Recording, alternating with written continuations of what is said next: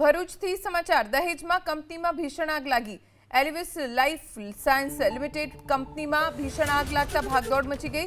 રાસાયણિક પ્રક્રિયા દરમિયાન આગ લાગી। ઘટનામાં 3 કામદારો ઇજાગ્રસ્ત થયા છે। ઇજાગ્રસ્ત કામદારોને સારવાર માટે હોસ્પિટલ ખસેડાયા। 4 કલાકની ભારે જહેમત બાદ આગ ઉપર કાબુ મેળવાયો।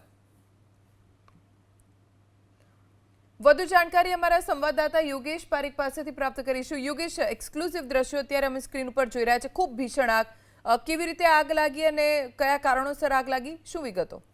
બિલકુલ, જે દહેજ ઔદ્યોગિક વસાહત છે એની અંદર આ એલ્વિસ લાઇફ સાયન્સ કંપની આવેલી છે।